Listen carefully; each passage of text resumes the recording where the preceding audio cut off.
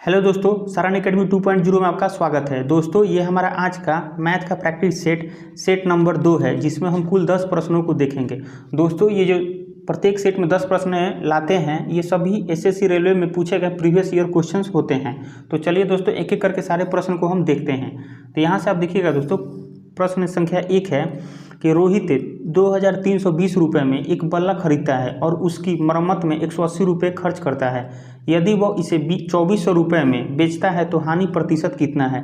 यानी दोस्तों प्रश्न करा है कि रोहित जो है 2320 रुपये में एक बल्ला खरीदता है। बल्ला यानी कि बैट खरीदता है दोस्तों, यानी कि बैट खरीदता है 2320 रुपये में, ठीक है। और उसकी मरम्मत में यानी कि उस बैट की मरम्मत में 180 रुपये खर्च करता है। तो टोटल रोहित को कितना पड़ा, तो 2320 और 180 2500 हुआ दोस्तों। यानी कि उस बैट पर रोहित ने कितना खर्चा किया, तो 2500। फिर आगे करा कि यदि वह 2400 रुपये में बेचता है, यानी उस बैट को 2400 में बेचता है तो हानि प्रतिशत कितना होगा। यानी कि हानि प्रतिशत यहाँ से देखिएगा दोस्तों, अगर हम प्रतिशत हानि देखें तो ये 2500 में रोहित को बैट पड़ा, ठीक है, और 2400 में बेच दिया, यानी कि कितना का हानि हुआ, तो 100 रुपये का हानि हुआ। लेकिन प्रश्न में पूछ रहा है कि हानि प्रतिशत में पूछ रहा है। तो यहाँ से देखिए, हानि प्रतिशत निकालने का फॉर्मूला क्या होता है कि नीचे क्रय मूल्य लिखते हैं। तो रोहित जो 2500 में खरीदा है, तो यानी कि उसका क्रय मूल्य कितना पड़ा, 2500। तो यहाँ पर लिखेंगे 2500, ठीक है। कुल हानि, तो कुल हानि लिखेंगे ऊपर, कुल हानि 100 है। अब प्रतिशत निकालने के लिए हम 100 से मल्टीप्लाई कर देंगे। तो देखिए 2 जीरो से 2 जीरो गया और 25 से 25 चौका 100, यानी कि कितने परसेंट का हानि हुआ, तो 4% का हानि हुआ। यानी क्वेश्चन नंबर 1 का राइट आंसर कितना होगा दोस्तों, ऑप्शन नंबर सी। चलिए दोस्तों, नेक्स्ट प्रश्न को देखते हैं।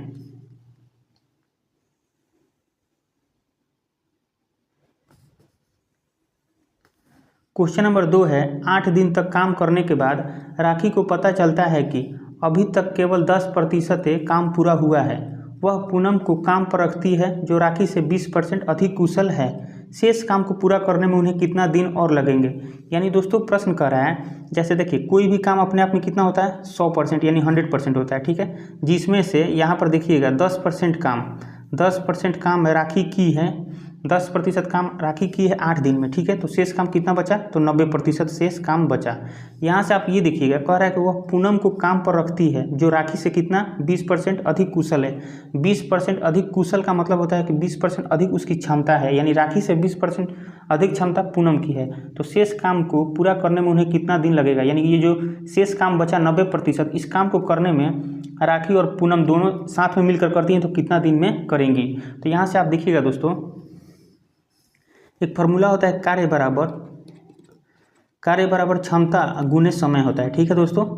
अब यहाँ से देखिएगा, हम पहले राखी और पूनम का क्षमता निकालते हैं। तो यहाँ से देखिएगा दोस्तों, यहाँ पर लिखते हैं राखी, ठीक है, और यहाँ पर पूनम। यहाँ पर कह रहा है दोस्तों कि राखी से 20% अधिक कुशल है। कौन कुशल है, तो पूनम। तो देखिए 20% का फ्रैक्शन वैल्यू कितना होता है दोस्तों, तो 20% का फ्रैक्शन वैल्यू होता है 1/5। 1/5 कहने का मतलब दोस्तों कि 5 का 20% कितना है, 1 है। तो वही कह रहा है कि यहाँ से कि पूनम को काम पर रखती है जो राखी से 20% अधिक कुशल है। अगर राखी की क्षमता 5 है, यानी कि राखी की क्षमता 5 है, तो पूनम की कितना है, 20% अधिक। तो 5 का 20% 1 हुआ, यानी कि पूनम की क्षमता कितना हुआ, 6। तो यहाँ से आप देखिएगा दोस्तों, राखी की क्षमता 5 है और पूनम की क्षमता 6। तो यहाँ से हम देखेंगे कि राखी जो है 8 दिन में 10% काम करती है, ठीक है। 8 दिन में कितना काम करती है, तो 10%। तो यहाँ से आप ये देख सकते हैं दोस्तों कि राखी की क्षमता 5 है, तो 5 में क्षमता यहाँ पर 5 रखते हैं और कितने दिन में, तो 8 दिन में। तो यहाँ पर हम 8 लिखेंगे। तो 8 × 5 = 40, यानी टोटल कार्य कितना की है 8 दिन में, तो 40 काम की है राखी, ठीक है। तो आप यहाँ से ये देख सकते हैं कि 10% यानी कि संख्या में 40 काम हुआ है। तो यहाँ से हम ये लिख सकते हैं कि 10% इज इक्वल टू कितना होगा, 40 काम। 10% इज इक्वल टू 40 काम। तो यहाँ से आप देखिएगा दोस्तों, 1% बराबर कितना होगा, 4 काम। तो टोटल हमें कितना है, 90% काम निकालना है, यही क्योंकि शेष काम 90% ही बचा हुआ है, तो 90% काम निकालना है। तो 90% इज इक्वल टू कितना होगा, तो 90 में हम 4 से मल्टीप्लाई करेंगे, यानी कि कितना होगा, 360, यानी कि 360 काम बचा हुआ है। तो यहाँ से देखिएगा दोस्तों, 360 काम बचा हुआ है। पूछ रहा है कि इन 360 काम को करने में कितने दिन लगेंगे दोनों को। तो देखिए यहाँ समय है, अगर हमें समय निकालना है तो क्षमता नीचे आ जाएगा और टोटल कार्य शेष कार्य कितना है 360 है, तो क्षमता इन दोनों का कितना है 5 और 6 11, यानी कि हम 11 360 में 11 से भाग कर देंगे दोस्तों, तो वही हमारा क्या निकलेगा समय निकलेगा। तो देखिए इसका आंसर क्या होगा 360/11। तो कौन से ऑप्शन में है, तो ऑप्शन नंबर ए में है। क्वेश्चन नंबर 2 का राइट आंसर क्या होगा दोस्तों, ऑप्शन नंबर ए। तो दोस्तों मुझे उम्मीद है कि ये प्रश्न आपको अच्छी तरह से समझ में आया होगा। चलिए नेक्स्ट प्रश्न को देखते हैं।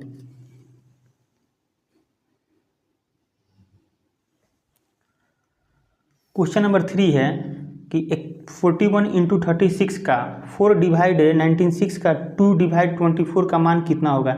यानी कि ये जो सिंप्लीफिकेशन का क्वेश्चन है दोस्तों, इसको सॉल्व करना है। तो देखिए इसको सॉल्व कैसे करेंगे, तो इसको सॉल्व किया जाता है बोर्ड मास, BODMAS, बोर्ड मास के आधार पर। देखिए बी का मतलब होता है दोस्तों ब्रैकेट, यानी सबसे पहले हम ब्रैकेट का काम करेंगे। ऊ का मतलब ऑफ, जैसे कि ऑफ इंग्लिश में लिखा रहेगा या हिंदी में का लिखा रहेगा, तो पहले उसके बाद ऑफ या का काम करते हैं। डी मतलब डिवाइड का काम करेंगे, एम से मल्टीप्लाई और ए से एडिशन यानी कि जोड़ का काम करेंगे, और एस से सब्ट्रैक्ट यानी घटाव का काम करेंगे।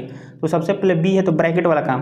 तो देखिएगा यहाँ पर ब्रैकेट, एक छोटा ब्रैकेट है, मिडिल ब्रैकेट है और बिग ब्रैकेट है। सबसे पहले छोटे ब्रैकेट का काम करेंगे। तो यहाँ से आप देखिएगा दोस्तों 196 का 2 डिवाइड 24 है, तो यहाँ से हम ये लिख सकते हैं, ये जो डिवाइड है बटा में आ जाएगा, तो यहाँ से हम ये लिख सकते हैं 196 × 2, का मतलब होता है इंटू, डिवाइड में 24 है तो नीचे 24 आ जाएगा।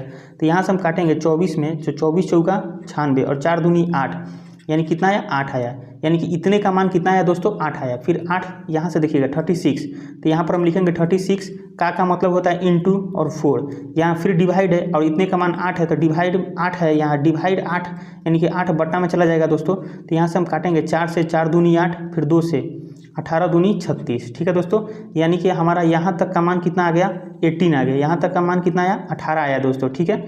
फिर आगे हम सॉल्व करते हैं, यहाँ 41 है तो 41 और इंटू इतने का मान कितना आया है 18 आया, तो यहाँ पर 18 लिखेंगे। अब इसे मल्टीप्लाई करेंगे तो 18 में 1 से कीजिएगा तो 18 का 8 हासिल 1, 18 चौका 72 और 1 73, यानी कि कितना आया मान, तो 738 आया है। यानी क्वेश्चन नंबर 3 का राइट आंसर क्या होगा दोस्तों, ऑप्शन नंबर डी। चलिए दोस्तों नेक्स्ट प्रश्न को देखते हैं।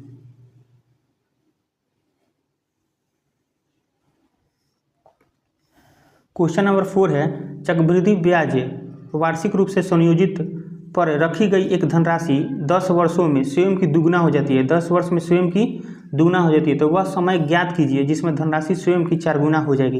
यानी दोस्तों प्रश्न कर रहा है कि कोई राशि है जो 10 वर्ष में, यानी कि 10 वर्ष में स्वयं का कितना हो जाती है, दुगना हो जाती है, तो वह समय ज्ञात कीजिए, यानी कि वह समय बताइए। यहाँ पर वो समय बताना है हमें, वह समय बताइए जो कि धनराशि स्वयं की 4 गुना हो जाएगी, यानी कितने वर्ष में 4 गुना हो जाएगी। तो यहाँ से देखिएगा दोस्तों ये जो 4 गुना कह रहा है, इस 4 गुना को हम इसके फॉर्म में तोड़ेंगे, यानी इस 4 को हम ऐसे भी तो लिख सकते हैं 2 का पावर 2, ठीक है दोस्तों। तो अब देखिए कितने वर्ष में, तो वर्ष निकालने के लिए यहाँ से क्या करेंगे, ये जो पहले का जो वर्ष दिया हुआ था 10 और इसके पावर में मल्टीप्लाई कर देंगे, यानी कि 10 में हम 2 से मल्टीप्लाई कर देंगे। तो यहाँ से हम देखिएगा 10 गुने 2, 10 दूनी 20, यानी कि कितने वर्ष में, तो 20 वर्ष में क्या हो जाएगी 4 गुनी हो जाएगी, ठीक है दोस्तों। यानी क्वेश्चन नंबर 4 का राइट आंसर क्या होगा, ऑप्शन नंबर ए। चलिए दोस्तों नेक्स्ट प्रश्न को देखते हैं।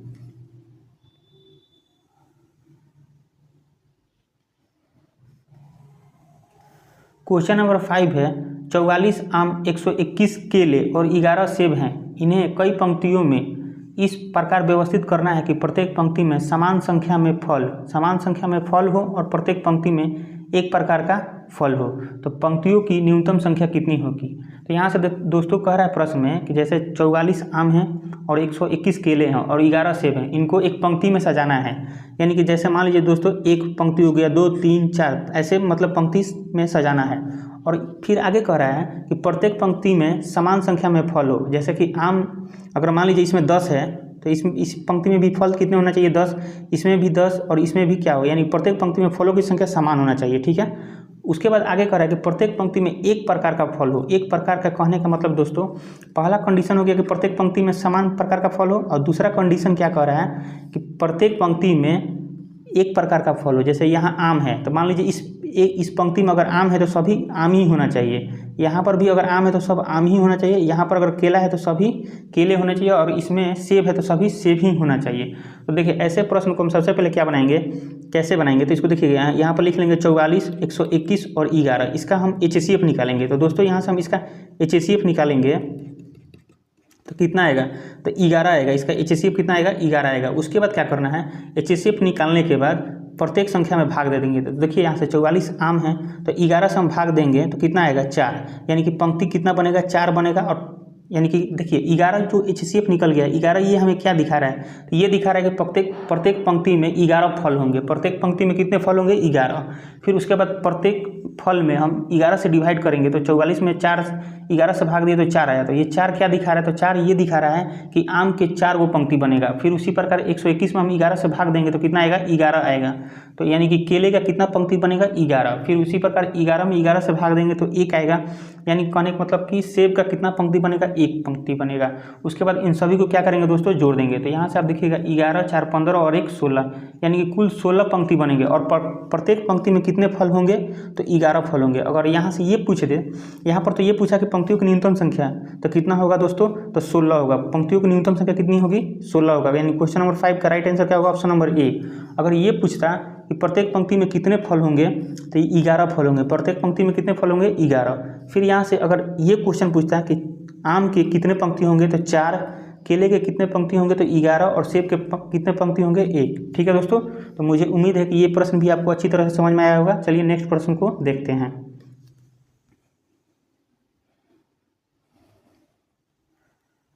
क्वेश्चन नंबर 6 है, एक वर्ष में सपना का औसत मासिक व्यय वर्ष के प्रथम 3 महीने के लिए 1100, अगले 5 महीने के लिए 1000 और अंतिम 4 महीने के लिए 1200 था।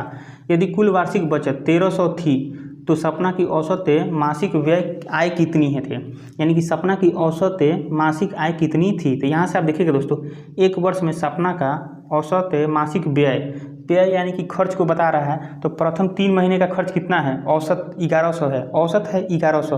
तो 3 महीने का कुल खर्च कितना होगा, तो 11 में हम 3 से मल्टीप्लाई कर देंगे। तो यहाँ से देखिएगा दोस्तों, 1100 गुने 3, तो टोटल 3 महीने में कितना खर्च हुआ, तो 3300। 1100 यहाँ 11 3300 हुआ। फिर उसी प्रकार अगले 5 महीना में 1000 औसत खर्च है। तो यानी कि 5 महीना में कुल खर्च कितना होगा, 5000। तो यानी कि हम क्या करेंगे दोस्तों, 1000 में हम 5 से मल्टीप्लाई करेंगे तो टोटल कितना खर्च होगा 5 महीना में, तो 5000। फिर आगे कह रहा है कि 4 महीना के लिए 1200 था, 4 महीने के लिए औसत 1200, यानी कि कुल 4 महीने में कितना खर्च हुआ, तो 4800 होगा। यानी 1200 में हम 4 से मल्टीप्लाई करेंगे तो कितना होगा दोस्तों, 4800 होगा। इन सभी को हम जोड़ देंगे। तो यहाँ से आप देखिएगा 0 8 3 11 का 1 हासिल 1 5 4 9 3 12 और 1 13, यानी कि 13100 ये क्या है, खर्च है। ये 13100 क्या है, एक वर्ष में सपना द्वारा किया गया खर्च है। ठीक है दोस्तों, तो यहाँ से आप देखिएगा ये हो गया खर्च प्लस बचत, खर्च है प्लस बचत इज इक्वल टू क्या होता है दोस्तों, आय होता है। ठीक है, तो यहाँ से देखिएगा बचत कितना दिया हुआ है, तो कह रहा है यदि कुल वार्षिक बचत यानी कि वार्षिक यानी कि एक वर्षों का बचत 1300, यदि कुल बचत कितना है तो 1300 है। ठीक है दोस्तों, तो हमें क्या निकालना है, तो सपना के औसत मासिक आय निकालना है। तो यहाँ से आप ये देखिएगा, ये हो गया खर्च, ये जो खर्च हो गया 13100 और बचत है 1300, इनको जोड़ देंगे तो वही हमारा क्या होता है, आय होता है। तो यानी कि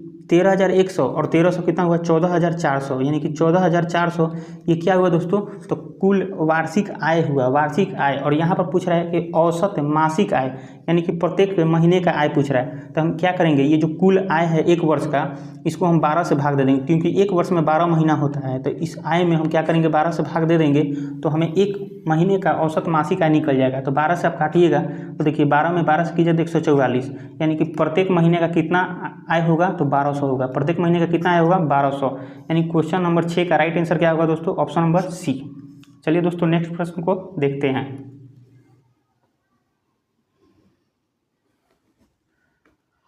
क्वेश्चन नंबर 7 है, आर एक काम को 90 दिन में पूरा कर सकता है, कुल काम का कितना प्रतिशत काम आर द्वारा 45 दिन में पूरा किया जा सकता है। यानी दोस्तों प्रश्न कर रहा है कि आर जो है किसी काम को 90 दिन में पूरा कर सकता है, लेकिन आर द्वारा अगर 45 दिन में कितना काम हो पाएगा। तो यहाँ से आप देखिएगा दोस्तों, 90 का आधा 45 है, यानी कि काम कितना होगा, जितना अगर काम मान लेते हैं 100 होगा तो काम कितना होगा, आधा होगा, 50% होगा काम। अगर टोटल काम 100% है तो 90 दिन में 100% काम करता है, तो 45 यानी कि 90 का आधा है, तो काम भी क्या होगा, 50% यानी आधा होगा। यानी कि यहाँ से 7 का राइट आंसर क्या होगा, ऑप्शन नंबर ए। लेकिन अगर आपको सॉल्व करना हो तो देखिए दोस्तों, अगर हम ये मानेंगे कि 90 दिन में 90 काम करता है, 90 दिन में 90 काम, तो टोटल 90 काम हुआ, तो 45 दिन में कितना काम, 45 काम होगा। तो ऊपर 45 को रखेंगे, अब प्रतिशत निकालने के लिए 100 से गुना कर देंगे यहाँ से। तो देखिए 45 दूनी 90 और 2 से काटेंगे तो 50, यानी कि टोटल कितना काम हुआ, तो 50 यानी कि 50% काम 45 दिन में होगा। ठीक है दोस्तों, चलिए नेक्स्ट प्रश्न को देखते हैं।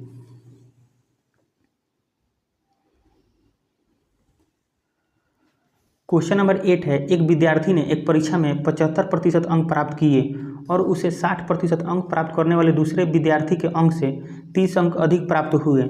परीक्षा में अधिकतम अंक कितने हैं? यानी दोस्तों प्रश्न कर रहा है कि एक विद्यार्थी है जिसे 75% अंक प्राप्त किया, ठीक है, और वो दूसरा विद्यार्थी है जिसने 60% अंक प्राप्त किए। तो यानी कह रहा है कि एक विद्यार्थी एक परीक्षा में 75% अंक प्राप्त किया और उसे 60% अंक प्राप्त करने वाले दूसरे विद्यार्थी से अंक से 30 अंक अधिक प्राप्त हुए। यानी ये जो 75% अंक प्राप्त किया है वो 60% अंक प्राप्त करने वाले से 30 अंक अधिक प्राप्त किया है। यानी कि इन दोनों का अंतर कितना है, 30। यानी कि ये जो 75% वाला है 30 अंक अधिक प्राप्त किया है संख्या में। अगर देखा जाए प्रतिशत में तो यहाँ से 60 और ये 75 है, यानी कि ये कितना ज़्यादा है, 15% ज़्यादा है। ठीक है दोस्तों, तो यहाँ से हम ये एक चीज़ याद रखिएगा, कोई भी संख्या अपने आप में 100% होता है तो यहाँ से हम ये लिख सकते हैं कि 15% इस 30 के बराबर है, 15% इस 30 के, क्योंकि देखिए प्रतिशत में 15% अधिक है और संख्या में 30 से अधिक है। तो यहाँ से हम ये लिख सकते हैं जरूर कि 15% बराबर 30, तो 1% बराबर कितना होगा, तो 1% बराबर 2 होगा, क्योंकि 15 में 30 से भाग दीजिएगा तो 2 आएगा।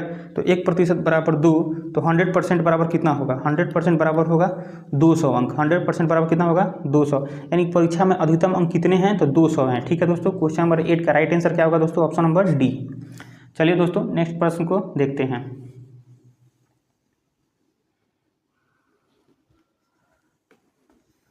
क्वेश्चन नंबर 9 है, मान ज्ञात कीजिए। यानी ये जो सिंप्लीफिकेशन दिया गया है इसका मान निकालना है। तो इसको चलिए सॉल्व करते हैं। तो यहाँ से आप देखिएगा ये छोटा वाला ब्रैकेट है, यहाँ पहले इसको सॉल्व करेंगे। तो यहाँ से देखिए 175, तो यहाँ से हम लिखेंगे 175 गुने 72 डिवाइड है तो बटा 24, ठीक है, और प्लस 5 सॉल्व करेंगे। तो यहाँ से देखिएगा 24 तियाँ 72 और 175 में हम 3 से मल्टीप्लाई करेंगे तो देखिए 300 और 75 तियाँ 225, यानी कि 525 और प्लस 5 कितना हुआ, 530 हुआ। ठीक है दोस्तों, उसके बाद गुना 20, तो यहाँ से लिखेंगे गुना 20, ठीक है, यानी कि यहाँ से गुना 20 लिख दिया और ये डिवाइड 2 है तो यानी कि बटा में कितना आ जाएगा 2, तो 2 से काटिएगा तो 10 बार में। ठीक है, इसको सॉल्व करेंगे तो कितना होगा 5300 यानी 5300। यानी क्वेश्चन नंबर 9 का राइट आंसर क्या होगा दोस्तों, ऑप्शन नंबर ई। चलिए दोस्तों नेक्स्ट प्रश्न को देखते हैं।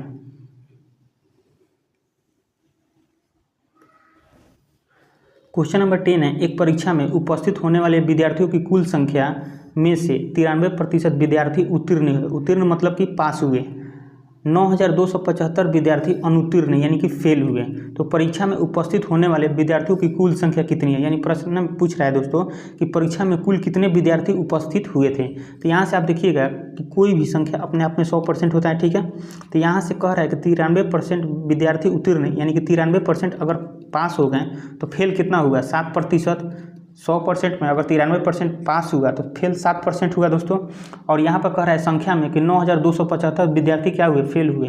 तो परीक्षा में कुल कितने विद्यार्थी थे, तो यहाँ से हम लिख सकते हैं ये जो 7% है यही तो अनुत्तीर्ण हुए यानी कि फेल हुए हैं। तो यहाँ से हम लिख सकते हैं प्रतिशत में कि 7% है बराबर ये संख्या में दिया हुआ है तो 9275, ठीक है।